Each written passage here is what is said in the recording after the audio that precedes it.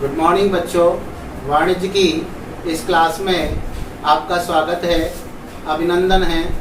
बच्चों, पिछली कक्षा में हमने व्यवसाय, पेशे एवं रोजगार की विस्तृत जानकारी आपको दी।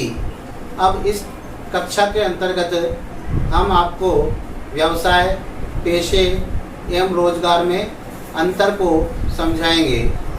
बच्चों, अगली कक्षाओं में या पिछली कक्षाओं में जो अंतर आप पढ़ते आए हैं उस अंतर से थोड़ा सा अलग हट करके हमारे यहाँ अंतर होता है कि हमारे यहाँ किसी भी दो टॉपिक्स में अंतर करने के लिए उनमें अंतर का आधार बताना पड़ता है, अर्थात किस आधार पर इन दोनों के मध्य अंतर है। तो हम किसी भी अंतर को करने के लिए उसके 3-4 कॉलम बनाते हैं। सबसे पहला कॉलम अंतर का आधार, उसके पश्चात हम जिस के मध्य अंतर कर रहे हैं उसके कॉलम बनाते हैं। जैसे इसमें हम पहला कॉलम बनाएंगे अंतर का आधार, दूसरा कॉलम बनाएंगे व्यवसाय, तीसरा कॉलम बनाएंगे पेशा, कॉलम किसका बनाएंगे, रोजगार का। तो यानी 4 हमारे इसमें हो गए बिंदु कि एक तो अंतर का आधार एक कॉलम, दूसरा व्यवसाय का कॉलम, तीसरा पेशे का कॉलम और चौथा रोजगार का कॉलम। और फिर हम इनमें अंतर करेंगे। तब आप ध्यानपूर्वक सुनिए। हालांकि मैं इसकी फोटो प्रति आपके पास में भेजूंगा। यदि आपको कहीं कोई दिक्कत हो तो उसमें आप और अच्छी तरीके से देख सकते हैं। अब आप ध्यानपूर्वक देखते रहें, सुनते रहें। व्यवसाय, पेशे एवं रोजगार में अंतर। सबसे पहले हम कार्य की प्रकृति के आधार पर अंतर कर रहे हैं कि व्यवसाय में बता रहे हैं कि वस्तु एवं सेवाओं का उत्पादन एवं क्रय विक्रय व्यवसाय कहा जाता है। अर्थात व्यवसाय में सबसे पहले एक उद्योगपति वस्तुओं का उत्पादन करता है, उसके पश्चात उसको क्रय विक्रय का कार्य करता है। पेशे की यदि हम बात करें तो विशेषज्ञ के रूप में अर्जित की जाने वाली सेवाएं पेशा की कहलाती है। अर्थात विशेषज्ञ के रूप में आप जानते हैं, पिछली कक्षा में आप पढ़ चुके हैं कि यदि आपको प्रबंधक बनना है तो MBA करना होगा, शिक्षक बनना है तो आपको B.Ed करनी होगी, डॉक्टर बनना है तो MBBS करनी होगी। तो ये एक विशेष योग्यताएं हैं जिसका हमें प्रशिक्षण प्राप्त करना होता है। रोजगार या नौकरी की यदि हम बात करें तो समझौते के अंतर्गत नियोक्ता द्वारा सौंपा गया कार्य करना रोजगार अथवा नौकरी कहलाता है। यानी कि मालिक और मजदूर या उद्योगपति और कर्मचारी के मध्य कुछ सेवा शर्तें तय की जाती हैं और उन शर्तों के आधार पर एक कर्मचारी कार्य करता है और उसके लिए उसको प्रतिफल या वेतन दिया जाता है या मजदूरी दी जाती है या पारिश्रमिक दिया जाता है। दूसरी बात आती है योग्यता की। तो व्यवसाय को चलाने के लिए किसी भी प्रकार की योग्यता की आवश्यकता नहीं होती है। अर्थात कोई उसको ये नहीं है कि व्यवसायी को MA पढ़ा होना चाहिए या MBBS होना चाहिए या फिर कोई और प्रशिक्षण प्राप्त होना चाहिए।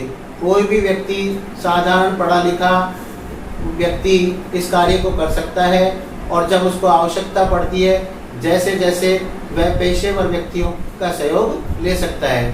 तो व्यवसाय को चलाने के लिए किसी भी प्रकार की औपचारिक योग्यता की आवश्यकता नहीं होती है।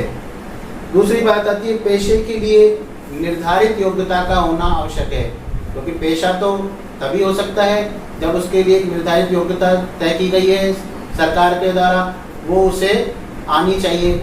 जैसे MBA करने के बाद में वह प्रबंधक बन सकता है, CA का कोर्स करने के बाद में चार्टर्ड अकाउंटेंट बन सकता है।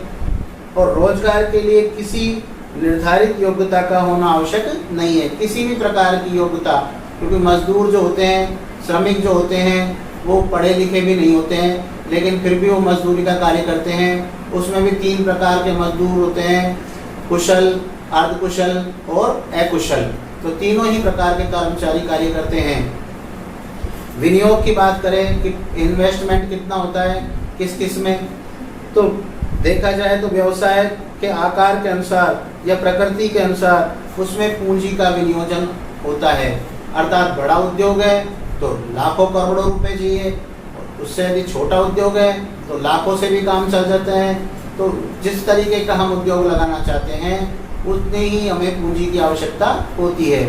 तो उस उद्योग के आकार और प्रकृति के आधार पर हम उसमें पूंजी का इन्वेस्टमेंट करते हैं। लेकिन यदि पेशे की हम बात करें तो कार्यालय की स्थापना के लिए सीमित पूंजी की आवश्यकता होती है।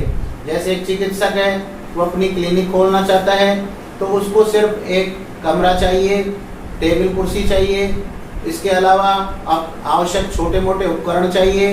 उन उपकरणों के आधार पर वह अपने रोगी की जांच कर सकता है, परामर्श दे सकता है। तो इस कार्य में उसको ज़्यादा इन्वेस्टमेंट करने की आवश्यकता नहीं होती है। शिक्षक का कार्य करना चाहता है तो वह एक कमरे में बैठ करके एक ब्लैक बोर्ड लगा करके उस ब्लैक बोर्ड की सहायता से फर्नीचर थोड़ा सा रख करके और उसमें बच्चों को बिठा करके और अपनी सेवाएं प्रदान कर सकता है। और यदि हम बात करें रोजगार की, तो रोजगार के लिए तो पूंजी की आवश्यकता ही नहीं होती है, क्योंकि रोजगार पर व्यक्ति जाता है और अपनी सेवाएं दे करके आ जाता है। वहाँ उसको किसी भी प्रकार की पूंजी लगाने की आवश्यकता नहीं होती है और उसको एक निश्चित वेतन निश्चित समय में प्रदान किया जाता है।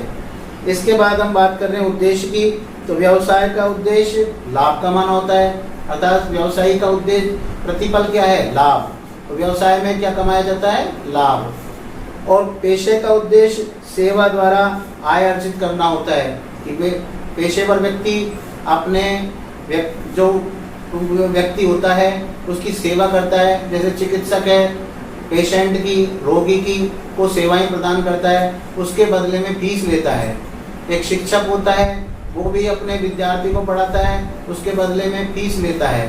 वकील, चार्टर्ड अकाउंटेंट, ये भी एक फीस के द्वारा ये कार्य करते हैं। तो ये उसका प्रतिफल होता है। इसके पश्चात रोजगार का उद्देश्य वेतन अथवा मजदूरी के रूप में आय अर्जित करना होता है। रोजगार के अंतर्गत क्या होता है कि व्यक्ति कर्मचारी कार्य करने जाता है और कार्य करने के पश्चात उसको एक निश्चित समय के पश्चात उसको वेतन प्राप्त होता है। तो तीनों बातें क्लियर है। व्यवसायी को लाभ प्राप्त होता है, पेशेवर व्यक्ति फीस लेता है और रोजगार या नौकरी के अंतर्गत व्यक्ति मजदूरी, पारिश्रमिक या वेतन प्राप्त करता है।